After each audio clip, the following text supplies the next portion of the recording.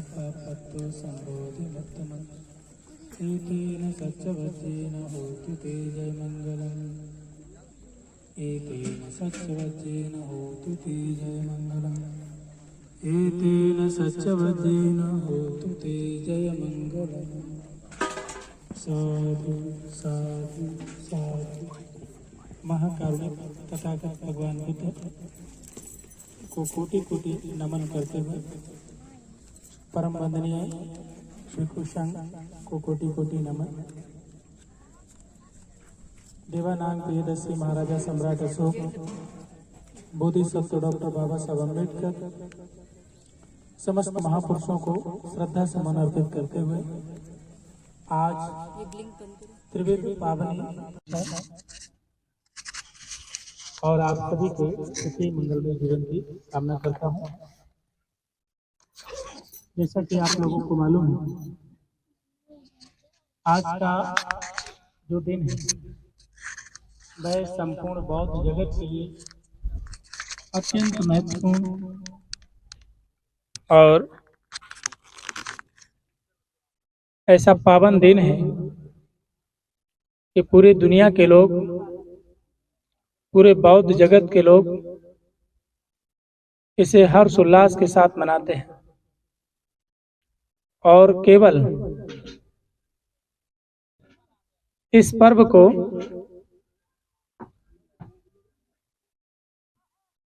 जनसमूह ही इसे मात्र नहीं मनाता, बल्कि हर देश की सरकारें इसको मनाते हैं। यह बौद्ध जगत के लिए, समूची मानवता के लिए एक महत्वपूर्ण पावन पवित्र पर्व तो है ही, साथ ही साथ देश की सरकारों के लिए, राज्य की सरकारों के लिए भी यह अत्यंत महत्वपूर्ण है। और मुझे लगता है कि ये किसी राष्ट्रीय पर्व से कम नहीं है। और जितने भी बौद्ध राष्ट्र हैं उनके लिए तो बुद्ध पूर्णिमा सर्वाधिक महत्वपूर्ण स्थान रखते हैं। आप सभी को मालूम है कि हम लोग बुद्ध पूर्णिमा का उत्सव क्यों मनाते हैं। आज के दिन महाकारुणिक तथागत भगवान बुद्ध ने लुम्बिनी वन में बैसाखी पूर्णिमा के दिन जन्म ग्रहण किया। आज के ही दिन उन्होंने संबोधि सम्यक सम बुद्ध बने। संबोधि प्राप्त करके उन्होंने कठोर तपश्चर्या के उपरांत आज के दिन में ज्ञान की प्राप्ति की और ज्ञान प्राप्ति के पश्चात आज के ही दिन उन्होंने महापरिनिर्वाण को प्राप्त किया। और आज के ही दिन की एक घटना और है, कपिलवस्तु के लोगों को, कपिलवस्तु के शाक्यों को उन्होंने राजा वैशंतर की कथा सुनाई। राजा वैशंतर की कथा बहुत ही महत्वपूर्ण ऐसी कथा है। बोधिसत्वचर्या में बोधिसत्व दान पारमिता का किस प्रकार पालन करते हैं, उसका स्वरूप, उसकी पराकाष्ठा राजा वैशंतर की कथा में हमें देखने के लिए मिलती है। इन ऐतिहासिक घटनाओं के कारण आज का जो दिन है वह बहुत ही महत्वपूर्ण है। आज के दिन में ना जाने कितने लोग मृत्यु को प्राप्त हुए होंगे और ना जाने कितने लोगों का आज के दिन में जन्म हुआ है।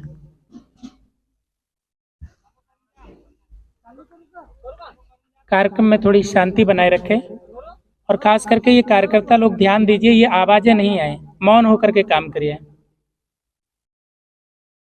आवाज सुनाई दे रही है?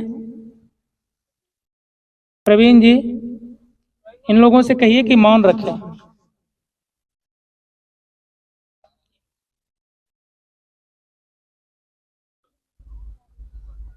कार्यक्रम में शांति रखें, मौन रखें।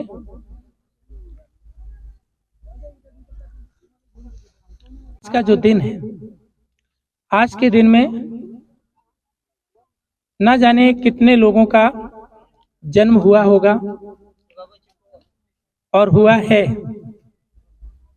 और ना जाने कितने लोगों का आज के दिन जाना हुआ होगा।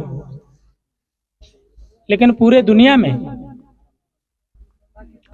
आज की तारीख और आज का इतिहास अगर किसी के नाम से जाना जाता है तो वो भगवान बुद्ध के नाम से जाना जाता है। पूरी दुनिया में आज का दिन वैशाख पूर्णिमा जो है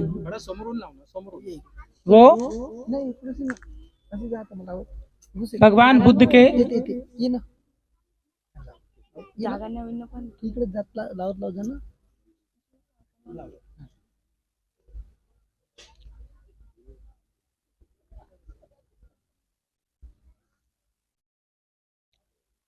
आज का जो दिन है वो पूरी दुनिया में भगवान बुद्ध के जन्म के लिए, भगवान बुद्ध की ज्ञान प्राप्ति के लिए और उनके महापरिनिर्वाण के लिए जाना जाता है।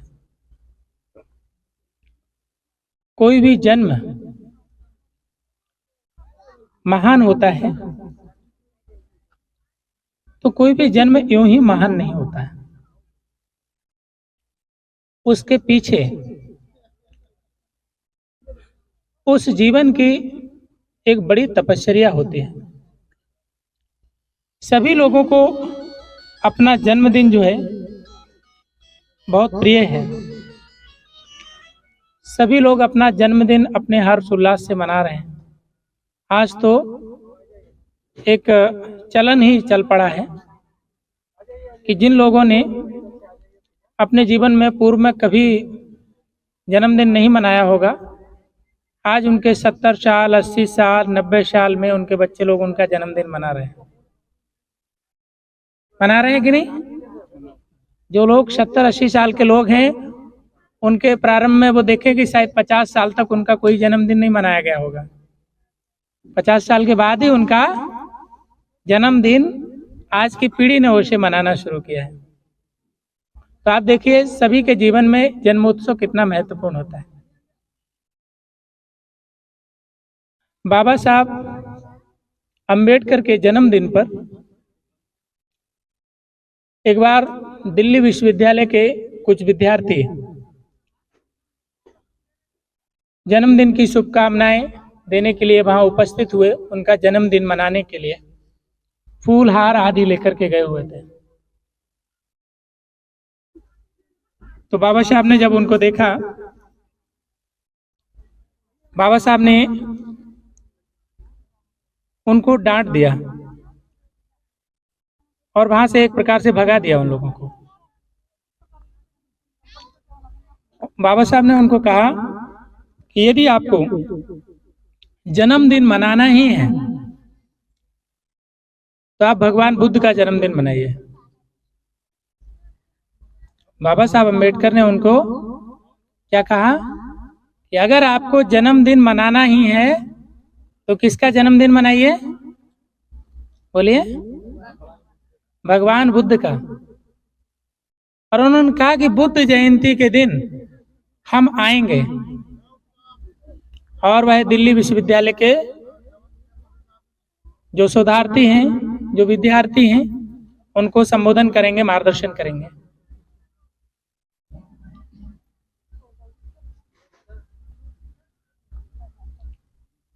बाबा साहब अम्बेडकर दिल्ली विश्वविद्यालय में बुद्ध जयंती के दिन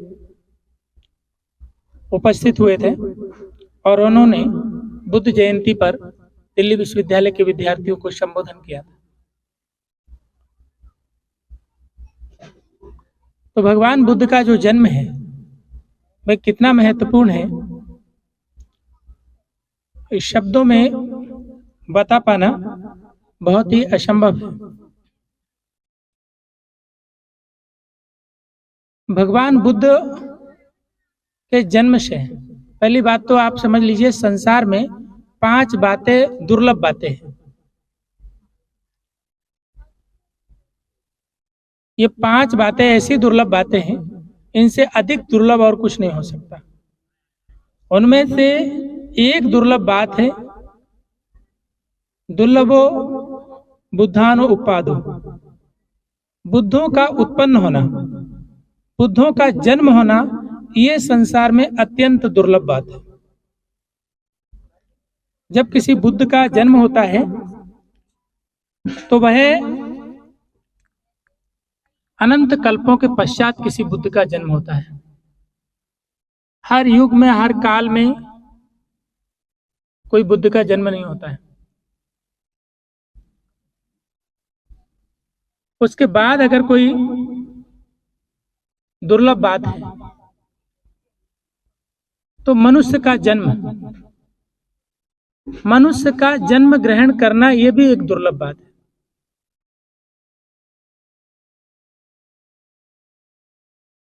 और उसके पश्चात मनुष्य जन्म ग्रहण करके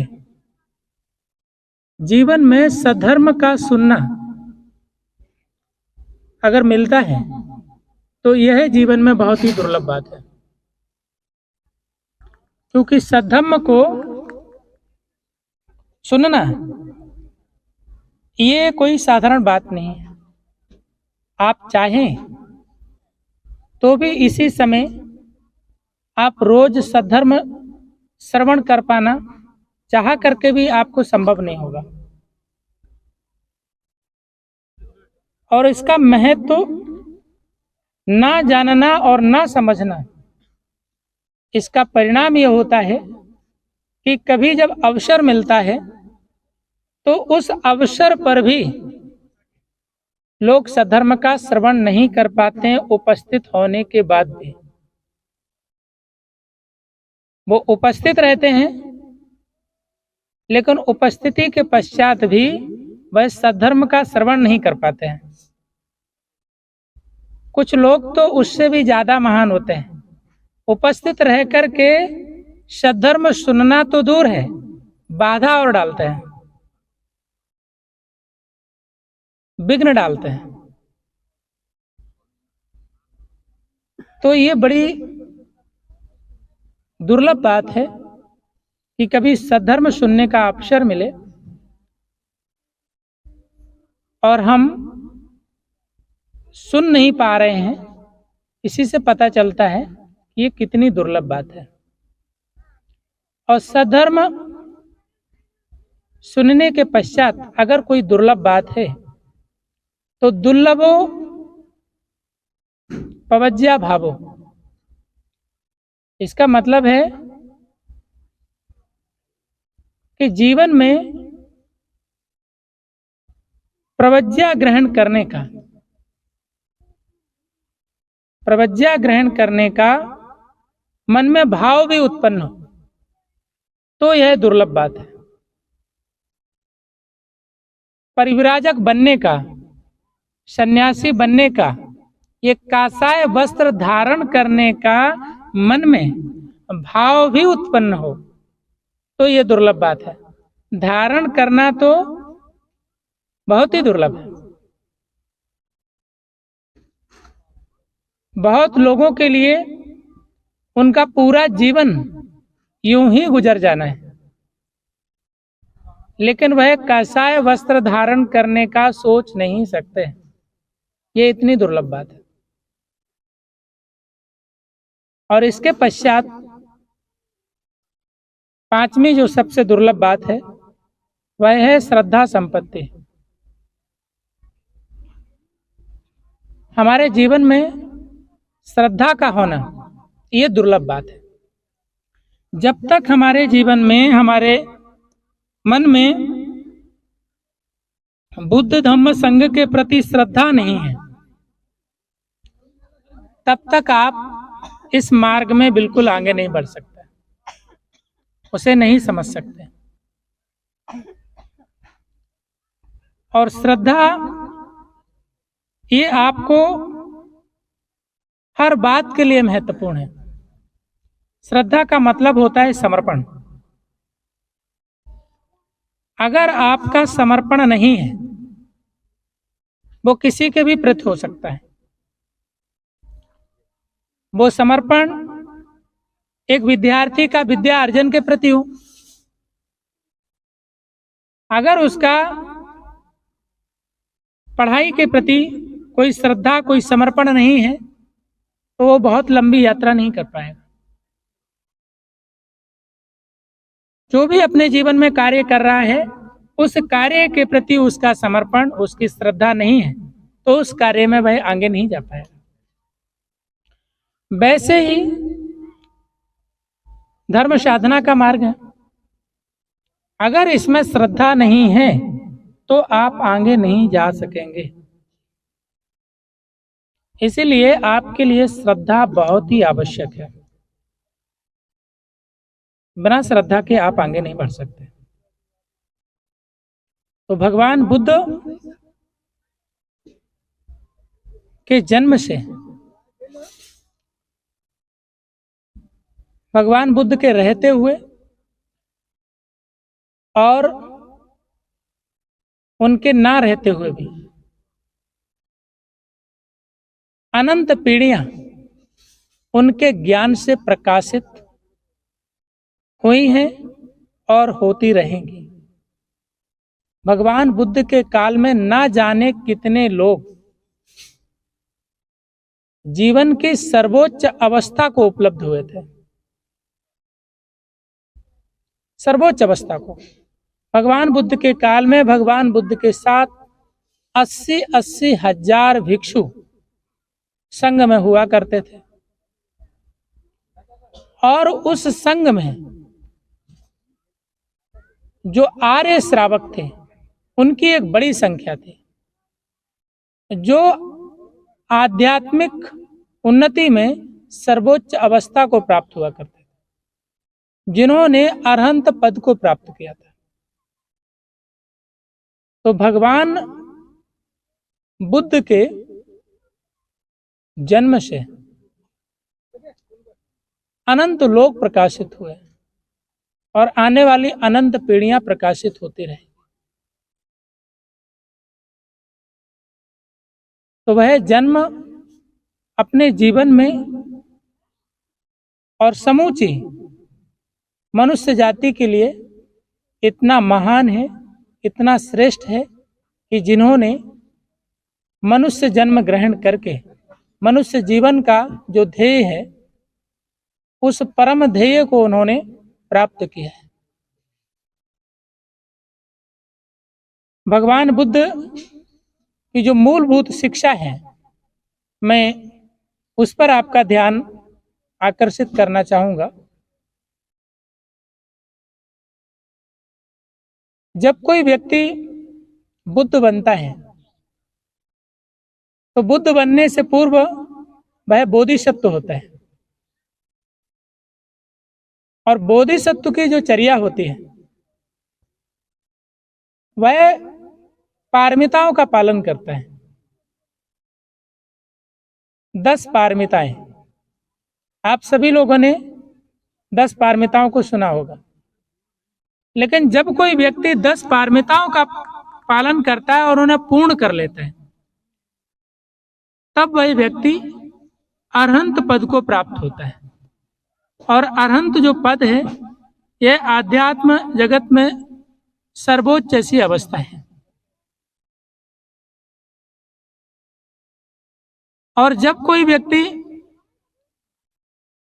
20 पारमिताओं को पूरा करता है, तब वह पच्चेक बुद्ध होता है। और जब कोई बोधिसत्व जो है 30 पारमिताओं का पालन करता है, पूर्ण करता है उनको, तब वह सम्यक संबुद्ध बनता है। तो आपने 10 पारमिताएं सुनी हैं, लेकिन ये 20 पारमिताएं और क्या हैं? तो यही 10 पारमिताएं हैं। इनका इससे भी ऊंचा एक लेवल है। जब कोई व्यक्ति दान पारमिता पालन करता है, दान पारमिता को पूरा करता है, तो दान व्यक्ति लौकिक जगत में भौतिक वस्तुओं का ऐसे ही दान करता है, तो उसको दान पारमिता बोलते हैं।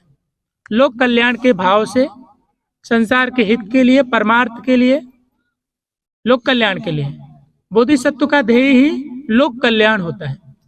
बोधिसत्व सदैव परमार्थ के लिए, परहित के लिए जीता है। संसार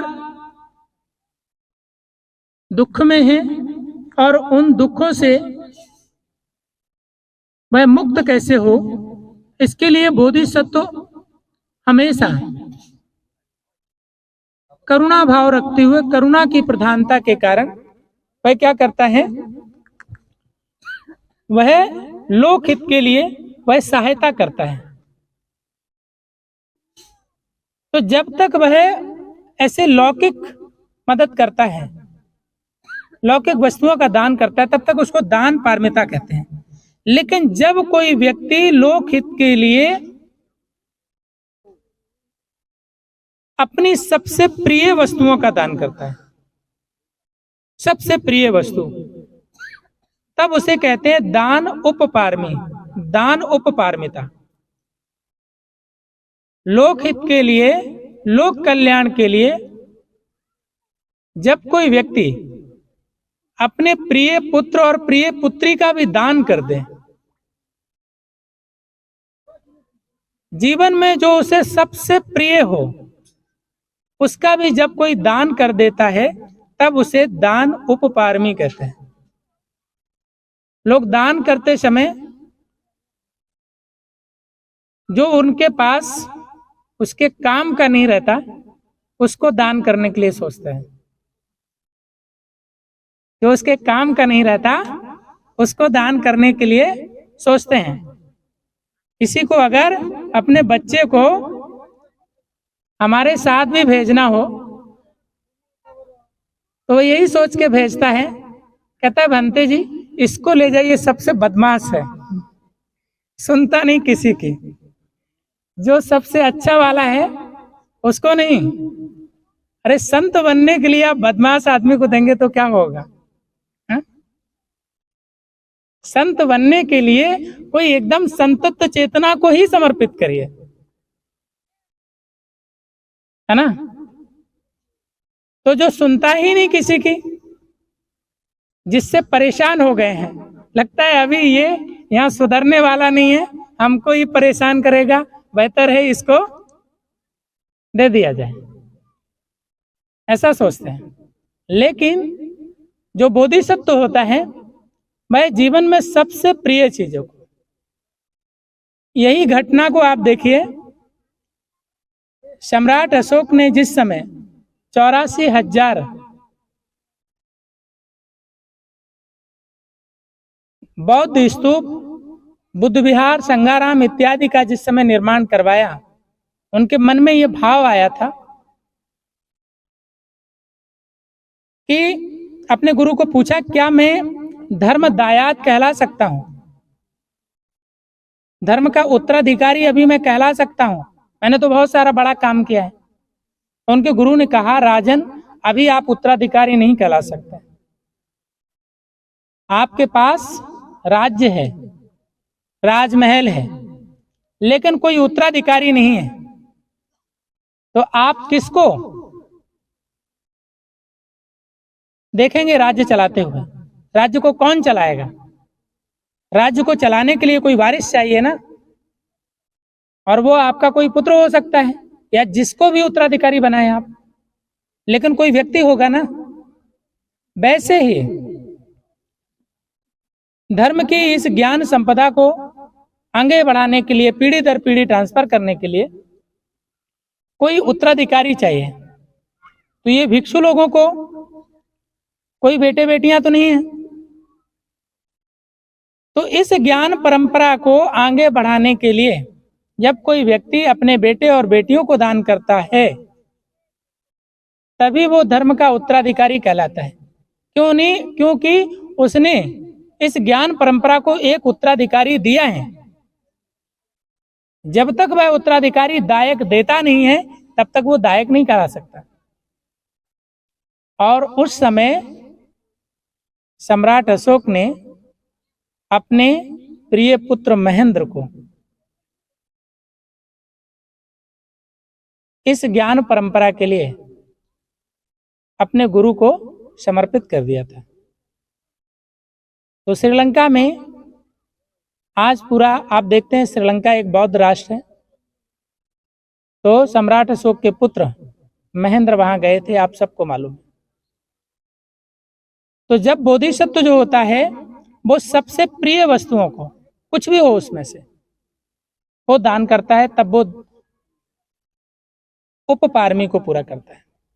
और जब वह लोक कल्याण के लिए, संसार के हित के लिए, परमार्थ के लिए जब कोई अपने शरीर के अंगों का दान करता है, अपना पूरा जीवन, इवन अपने शरीर के मांस को भी दान कर देता है, तब वो दान परमत्थ पारमी को पूरा करता है। एक बार बोधिसत्व एक जंगल में निवास करते थे और वहां उनके पास एक अतिथि आ जाता है। और वो अतिथि ऐसा होता है जो वो घास फूस भी नहीं खाता है और ऐसे अनाज भी नहीं खाता है। अतिथि जो है वो मांसाहार करता है। और बोधिसत्व तो किसी की हिंसा करके मांस भक्षण नहीं करा सकते। उस समय उस अतिथि को वह स्वागत करते हैं और स्वागत करते हुए उसका आतिथ्य भी करते हैं। वह जंगल से लकड़ी लाते हैं, जलाते हैं और उस अतिथि को हाथ जोड़ के निवेदन करते हैं कि आप मेरा आतिथ्य स्वीकार करें, और स्वयं उस आग में बैठ जाते हैं। कहते हैं जब ये शरीर भुन जाए तो आप इसे ग्रहण कर लीजिए।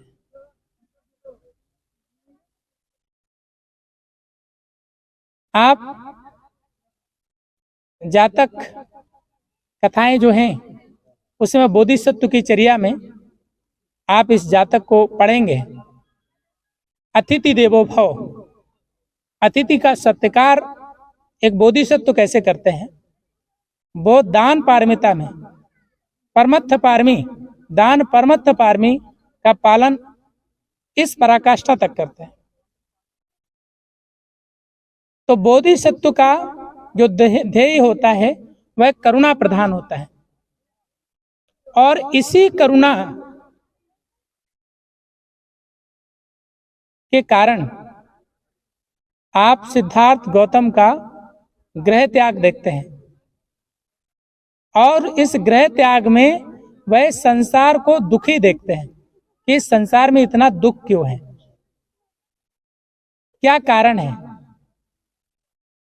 और इसी को देखते देखते वह संसार के रहस्य को जैसे देखते हैं, संसार इतना दुख में है और वह दुख से मुक्त कैसे हो सकता है, इसी की खोज में उनका गृह त्याग होता है और वह यही खोज करते हैं। और बुद्धत्व प्राप्ति, ज्ञान प्राप्ति के पश्चात जो उनका मूल उद्देश्य है, जो उपदेश है, उसे हम 4 आर्य सत्य के रूप में जानते हैं। पहला क्या है? दुख। तो संसार में क्या है? दुख है। और इस दुख का कारण क्या है?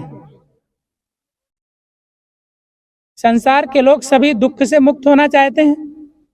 होना चाहते कि नहीं होना चाहते? होना चाहते हैं। तो जिस दुख से मुक्त होना चाहते हैं उसका कारण क्या है?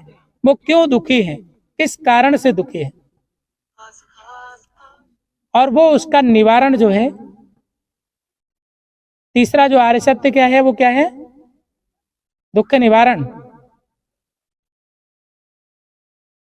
कैसे दुख से निवारण हो सकता है? और चौथा क्या है? दुख मुक्ति का मार्ग है।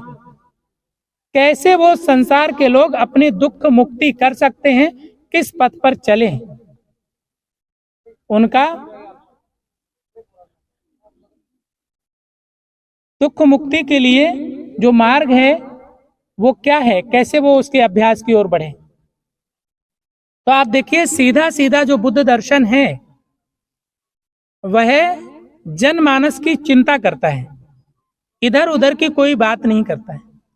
भगवान बुद्ध का जो मूल दर्शन है वो सीधा सीधा क्या कर रहा है?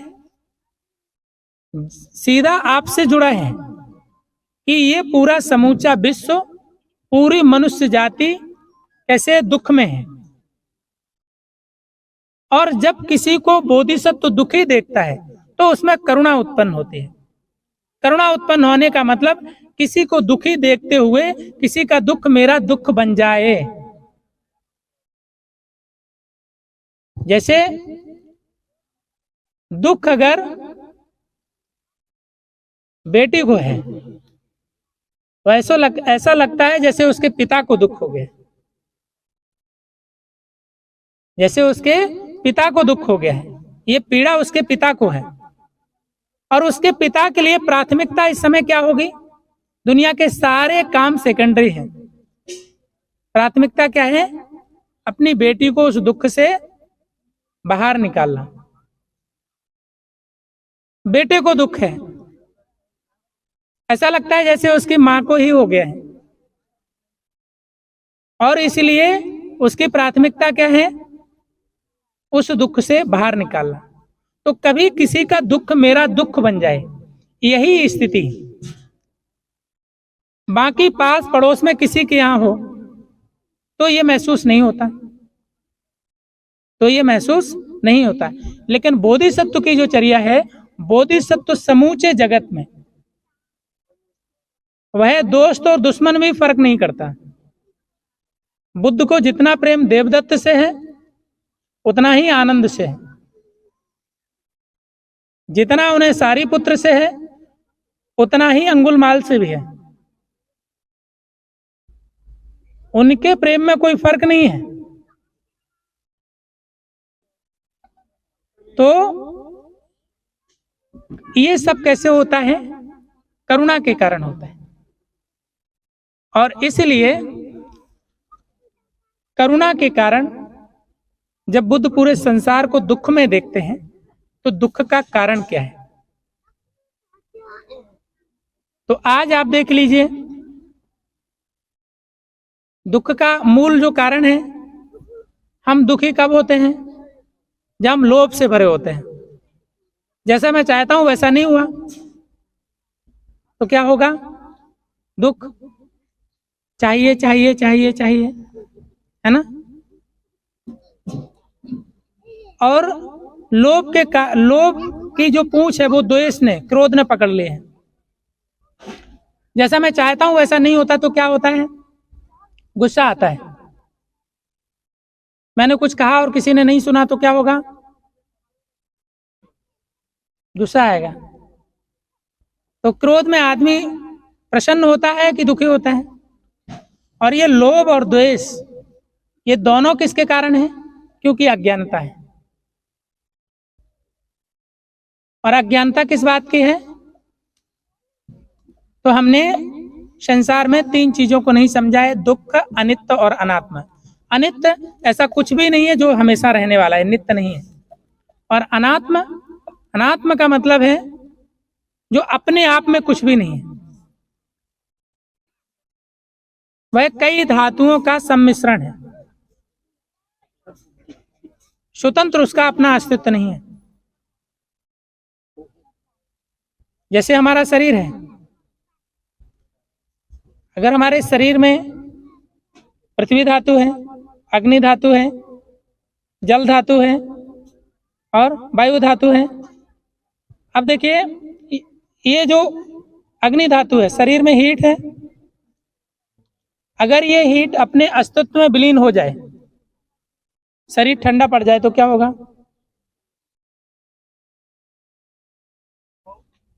अब अग्नि धातु का अस्तित्व खत्म हो गया क्या? उसे हमने इसी नेचर से प्राप्त किया था और इसी में वो विलय हो गया।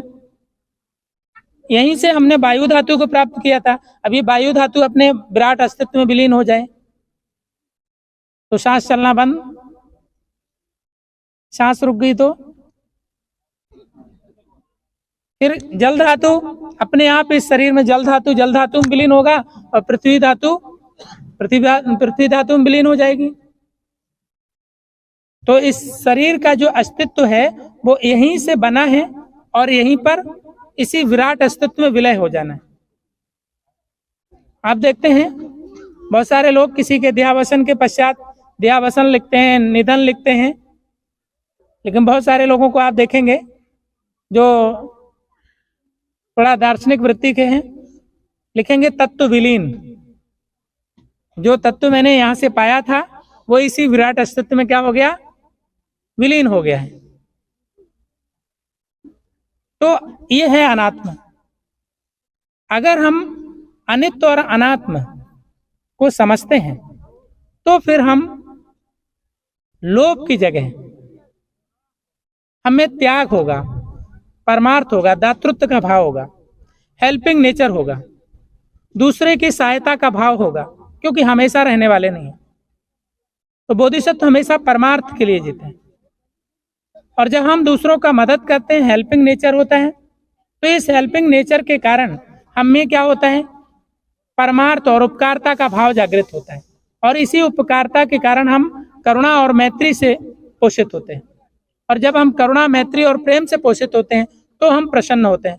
प्रेम में आदमी खुश होता है कि क्रोध में? और अज्ञानता के विपरीत हम क्या? जीवन को प्रज्ञापूर्वक ज्ञान के वशीभूत होकर के हम देखते हैं।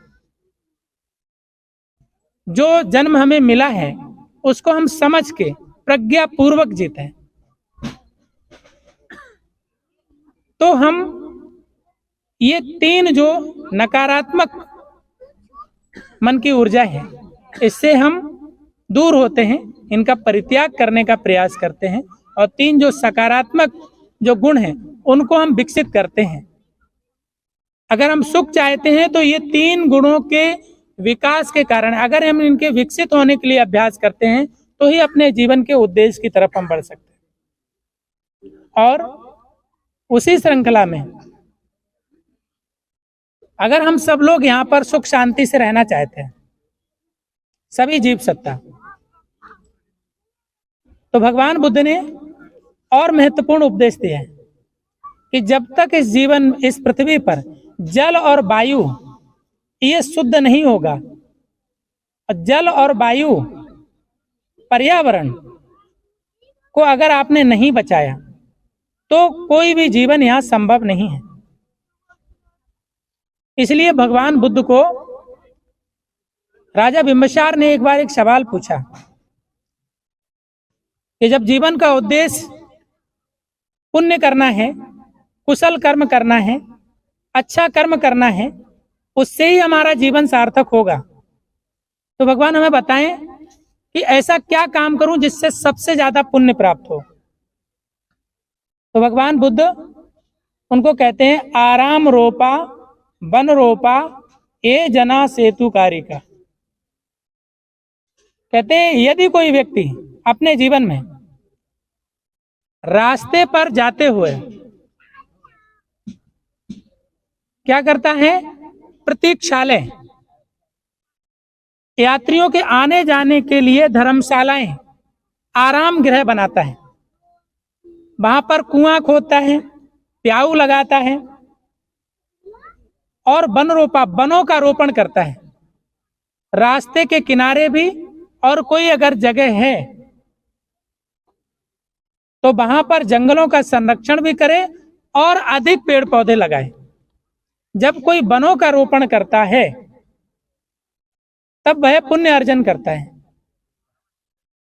अगर उसने 10 पेड़ लगा दिए तो वहां पर कितने जीव उस पेड़ के नीचे आश्रय ग्रहण करेंगे?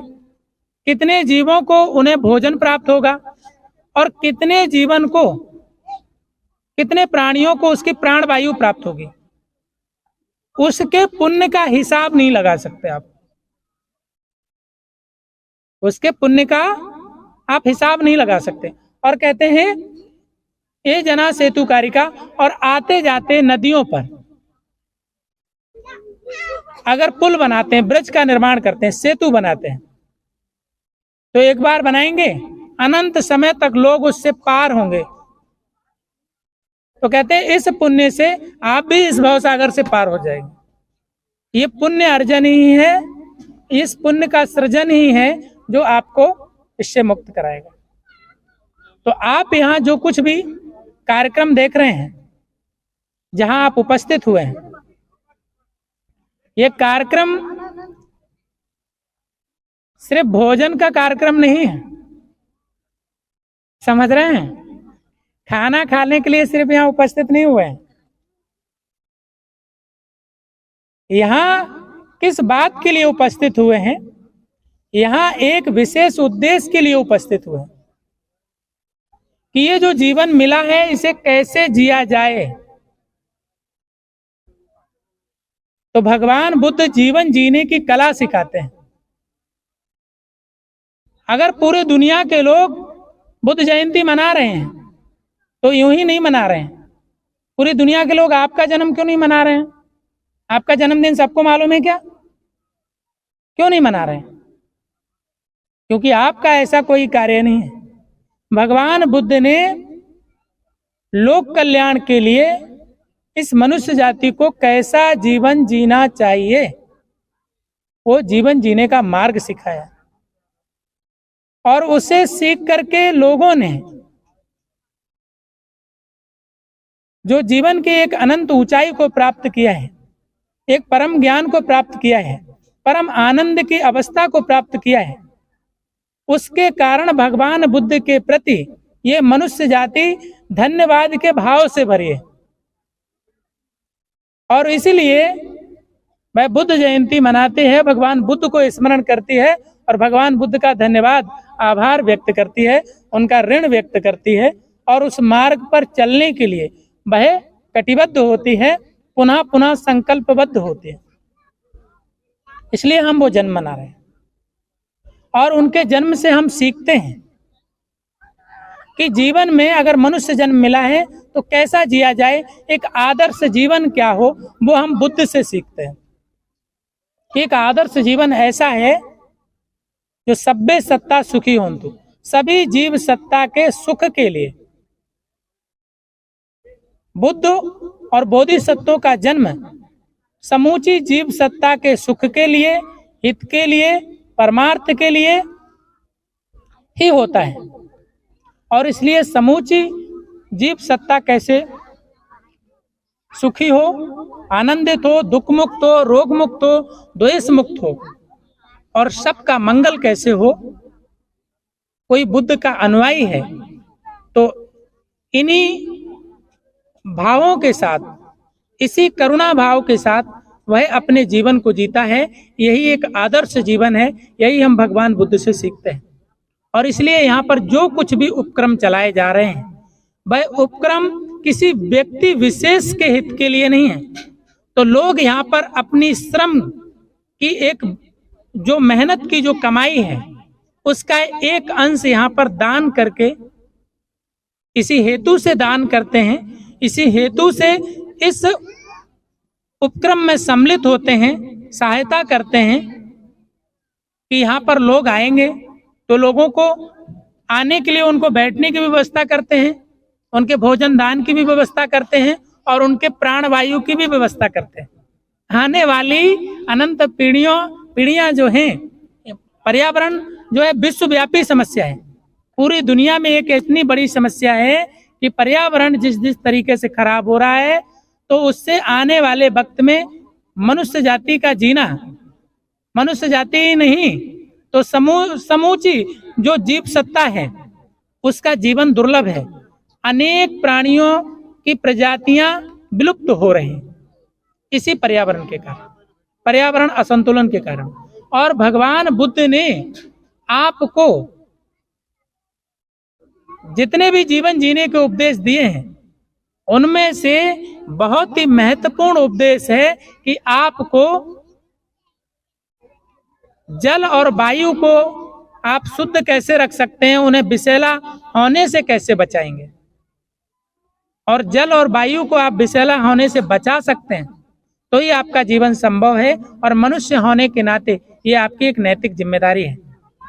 तो यहाँ जितने लोग आए हैं, मुझे लगता है कि यह संदेश सब लोग सुन रहे हैं, समझ रहे हैं, और आप अष्टमंगलम पर्यावरण संरक्षण मंडल के साथ मिलकर के इस पुण्य के कार्यक्रम में आप सभी पुण्य अर्जन करें, ऐसा मैं आपसे आशा रखता हूं। और भगवान बुद्ध ने जो जीवन जीने की कला सिखाई है, आप उसे सीखते हुए अपने जीवन को अच्छा बनाएं और जीवन में समय निकाल करके आप ध्यान साधना का अभ्यास जरूर सीखें, मेडिटेशन जरूर करें, ध्यान जरूर सीखें। भारत को ध्यान के लिए जाना जाता है, मेडिटेशन के लिए जाना जाता है, ध्यान साधना के लिए जाना जाता है, और बुद्ध को ध्यान साधना के लिए जाना जाता है, करुणा मैत्री के लिए जाना जाता है, शांति के संदेश के लिए जाना जाता है पूरी दुनिया में। तो आपको ध्यान साधना का अभ्यास रोज नित्य अवश्य करना है, उसे करना मत भूलिए। अगर आप उसे कर पा रहे हैं तो जरूर अपने जीवन में आप बुद्ध की शिक्षाओं को अपने जीवन में अनुसरण कर पाएंगे, और आपका जीवन सिर्फ अपने लिए कल्याणकारी नहीं रहेगा तो दूसरों के लिए भी कल्याणकारी होगा। नहीं तो बहुत सारे लोगों का जन्म इस धरा पर ऐसे होता है कि ना तो वो उनके लिए कल्याणकारी है, ना उनसे जुड़े हुए लोगों के लिए कल्याणकारी है। उनका जीवन उनके लिए भी कष्टकारक है और उनके माता पिता के लिए भी कष्टकारक है और उनसे जुड़े हुए लोगों के लिए भी कष्टकारक है। तो जीवन में 4 प्रकार के आदमी होते हैं, 4 प्रकार के लोग होते हैं, ये बता करके मैं यहाँ रुकूंगा। तो संसार में 4 प्रकार के लोग जन्म लेते हैं। एक व्यक्ति ऐसा होता है जैसे ओला, आसमान से गिरने वाली बर्फ, जिस फसल पे गिरती है उसको भी नष्ट कर देती है और कुछ समय में खुद भी नष्ट हो जाता है। वो ना दूसरों के लिए अच्छा है ना खुद के लिए अच्छा है। ऐसे ही एक व्यक्ति होता है कि जो मनुष्य होकर के जन्म तो लेता है, ना तो वो खुद के लिए अच्छा होता है, खुद का भी विनाश करता है और अपने जुड़े हुए लोगों के लिए भी वो विनाशकारी साबित होता है, उनके लिए कष्टदायी होता है। और एक व्यक्ति ऐसा होता है जो बरगद के पेड़ की तरह होता है, सिर्फ अपना विकास करता है, अपने नीचे किसी और को पनपने नहीं देता है, अपने नीचे किसी और को पनपने नहीं देता, सिर्फ अपना विस्तार करता है, एकदम स्वार्थ में ही रहता है। और तीसरे प्रकार का व्यक्ति ऐसा होता है जो दूसरों का हित साधता है, दीपक की तरह होता है, दूसरों को तो प्रकाशित करता है लेकिन खुद अंधेरे में रह जाता है, खुद अंधेरे में रह जाता है। और चौथे प्रकार का व्यक्ति ऐसा होता है जो खुद के लिए भी कल्याणकारी होता है और दूसरों के लिए भी। जैसे गाय किसान की घास तो खाती है, तो वो अपने लिए भी सोचती है, किसान के लिए भी दूध होता है, लेकिन किसान चाहे उसका पूरा दूध निकालना, तो उसका पूरा दूध निकालने से पहले ही वो दूध बचा लेती है अपने बच्चे के लिए। किसान उसका पूरा दूध जो है, जो पालक है, उसे पूरा नहीं निकाल पाता है, वो अपने बच्चे का भी इतना ख्याल रखती है तो बच्चे के लिए भी बचा लेते हैं, तो वो सबका ख्याल रखते हैं।